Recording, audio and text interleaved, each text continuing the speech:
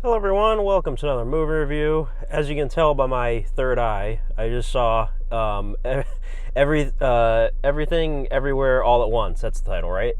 Um, wow. I've got a lot to say about this movie. Real quick before I get into the review, I just want to let you guys know, for all two of you that probably care, this is going to be my last Thursday night review for a while. I'm not going to get too specific about this, but I started a job recently that I'm hoping will turn into a career. And they're very strict on new employee schedules, and I have no control over it. For the next year, I have to work the schedule they give me, and that schedule, unfortunately, is a night shift schedule, which I'm more of a morning shift kind of person for work, at least. So going forward, I won't be able to attend Thursday night premieres for movies because I'll be at work. So unfortunately, Doctor Strange coming up, I have tickets for it, but it's for Friday morning, the night after. So for all two of you that care, I'm just letting you guys know, this is going to be the last one for a while. Like I said, I can't do anything about it, so for another year at least. But again, it's a good job, it's a good career. Hopefully, it all works out. But yeah, I'm not going to get too specific about it. But anyways, this movie technically came out 2 weeks ago, I think. Was March 25th was the actual release, but it was such a limited release. Like, no theater near me had the movie. Like, I think the closest theater that had it was like a 35-minute drive or something ridiculous. And I was like, no way. So I waited patiently, and I was hoping, maybe it would get a little bit of a bigger release window, because this movie's been getting tons of buzz. And wow, I gotta say, this movie was incredible. So this is like a sort of like second release, I guess. It's getting a bit of a wider release, because this showing was the opening date, technically, according to the website. For this theater I went to. So yeah, this is sort of a late review, but not really. Guys, go check this movie out, okay? You may have heard also it's #1 highest rated film on Letterboxd, and I don't necessarily disagree with that, but me personally, I don't think it's the best film ever made, obviously, you know what I mean? But in terms of filmmaking and like all the technical aspects of this film, it is absolutely groundbreaking. Like I don't know how these guys did this. This was directed by a duo known as Daniels, and I'm not too familiar with them. I know they did the Turn Down for What music video, which is, if you've seen that video, that's what this movie's like, pretty much, except with a narrative and, themes and all that stuff. Yeah, this movie was wild as hell. So I definitely recommend this movie for everybody to go see it. Definitely check it out. It's A24, it's not everybody's cup of tea, obviously. And me personally, you guys know I'm a huge A24 fan, and I've yet to see a bad A24 movie. I feel like my least favorite A24 movie is probably Spring Breakers, but I don't, I like the movie, This movie is incredible. Like, I said that a couple times already, but like the fighting and the visual effects and like the editing, oh my god, the editing it's top notch. Like, and Michelle Yeoh, oh my god, she's incredible in this thing. Everybody's incredible in the movie. Jamie Lee Curtis, the kid that played Short Round in Indiana Jones is the husband, which I didn't know that. I looked up the cast right after the movie, and my mind was blown. I didn't know that guy was still doing stuff, you know what I mean? Like, I thought he was he was in The Goonies, and he was in Temple of Doom, and I thought that was, he still does movies. I didn't know that. I thought he was like one of those child actors that just sort of stopped doing stuff. He was incredible. Everybody was incredible in this movie. The daughter character, and I gotta say, too, this movie, I'm not going to spoil anything, obviously. I'll do a spoiler section later. I probably won't even say much in the spoiler section, to be honest. But this movie had an underlying theme, at least what I saw, an underlying theme of how people are optimistic and also pessimistic about things, like the difference between the two, and how like how optimism and pessimism coexist, and like which is the right choice. You know what I mean? I don't know how to explain it, but it really spoke to me because I've mentioned in previous videos, I am an optimist. I've always been an optimist. I've always been the positive person. I always try to keep like negative things. I don't put negative things that happen to me onto other people. Honestly, when people do that, it annoys the shit out of me. Like, no offense to anybody that does that. Like, if you need to like relieve stress or like vent, I understand. But me, by my nature, I don't care. I don't care if you're like my least favorite person. I am not going to burden you with my problems.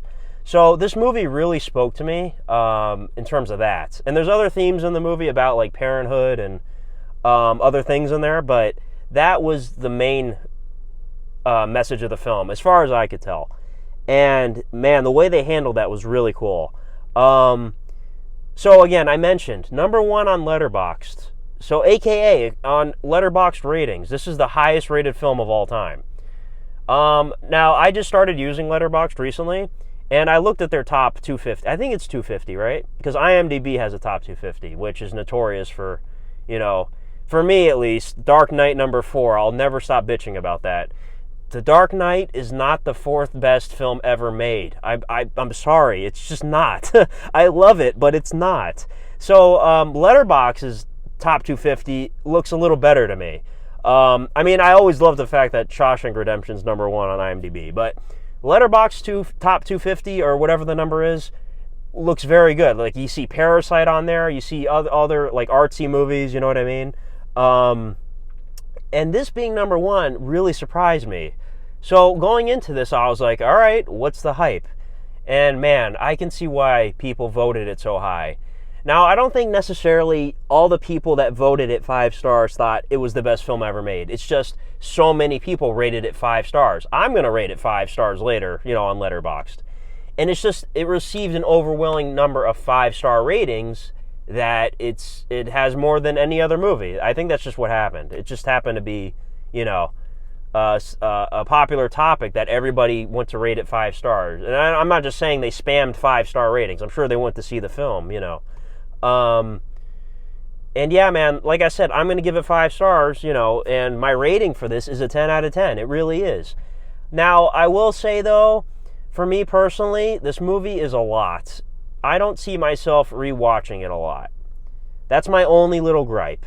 For me, a movie that's a 10 that I love is one I can watch over and over again. A movie that's a 10 to me that I can watch once is totally fine. It's just, I don't plan on seeing it many times. I'm going to buy it, obviously, when it comes out, but like, I don't see myself rewatching it that often because this movie's a lot. Like, it really is. It's a little over 2 hours. I think it's like 2 hours 15, something like that. And you can feel the runtime a little bit. At least I did in the third. I would say the third act, like the main last big sequence, kind of dragged a little bit for me. It dragged a little bit, I'm not going to lie. But not in a bad way. Not in a bad way. But I felt it could have used a little bit of trimming. But other than that, the movie's got 0 issues. 0. It's thoroughly entertaining. You know, I was never bored throughout the whole thing, except for that little bit of drag. I don't know if bored's the right word, but I was kind of just like, all right, can we move on a little bit? You know what I mean? Yeah, this movie's entertaining as hell. Like, seriously. My theater I went to had a fair amount of people inside, and everybody was laughing, and, you know, the movie's hilarious, it's emotional, it's everything. It's literally everything, everywhere, all at once. It's literally the title. And it's honestly, this might be the most unique movie I've ever seen. Like, it's really unique. Like, Eraserhead's unique. I'm trying to think of other ones I've seen that's like, you know, man, this is up there. Like, this was something else. But yeah, like I said, everybody, go see this movie, you know. I don't know if it's going to be in a theater near you or not, but however you can, go see it. I hope it gets nominated for all kinds of awards. Yeah, this is definitely, like, groundbreaking. I heard it got, like, a standing ovation at its premiere, and, you know, I can see why. Yeah, so I think that's about it for my review. I think I said everything I need to say. Maybe it's not for everybody, you know. Some people might go into this and be like, what the fuck did I just watch, you know? Yeah, I don't know. but go see it. Just give it a chance. So yeah, A24, you guys knocked out of the park. And, I'll let you guys know, too. There's no post-credit scene. I felt like a movie like this is sort of like a huge-scale art house movie. So, like, I thought they'd, like, sort of do the conventional thing of, like, a Marvel movie and have, like, a post-credit scene or something. There's no post-credit scene. But I will say, if you'd like to, sitting through the credits was an experience because I was the only one in the theater still because I'm the only schmuck that likes to sit there and wait, you know, for the full credits just to see if there's something. So I was the only one left in the theater, and you could hear voices and, like, the surround sound. Like, the credits mess with you, you know what I mean? Like, there's voices going everywhere. It sounds like there's people talking. It's very trippy. Like, I can imagine if you go to this movie and you're high, like, it's probably the craziest experience. But yeah, like, sit through the credits if you want to be tripped out a little bit. It kind of tripped me out. It was very, it was very weird. But in a good way. So, I'm trying to think, is there even, like, a spoiler section I should do? Nah, not really. I'll just say there's a lot of shock value in the movie, and I could talk about specific ones, but I'll just let you guys see it. Yeah, just experience that. Yeah. So I don't think I'm going to do a spoiler section. But, yeah, near perfect movie, honestly. Like, it really is. Just for me, I'm not going to watch it a whole bunch of times. But, yeah, that's it. That's been Everything Everywhere All at Once from Daniels. You guys are incredible. I can't wait to see what you do next. A24, another classic. You guys just constantly pump out these great movies. And I'm upset, too, that Robert Eggers' new movie, The Northman, he didn't do it with A24. I think because it's a sort of bigger scale movie with a bigger budget. Maybe that's why he did it with a different studio. And that comes out, I think, in 2 weeks. What's today? Yeah, 2 weeks. So I might be seeing that. I don't know yet. I need to watch the trailer again. But Robert Eggers is awesome. So, you know, I'm most likely going to check out The Northman. That's probably my next review. And then, of course, after that's Doctor Strange. So, you know, this is a multiverse movie, too. So this is like the arty multiverse movie. And then we're going to get the nice, you know, fun Marvel version of it soon. So, yeah, this was a wild ride. But that's it, guys. That's been my review. Thank you guys for watching. And have a good one. Bye-bye.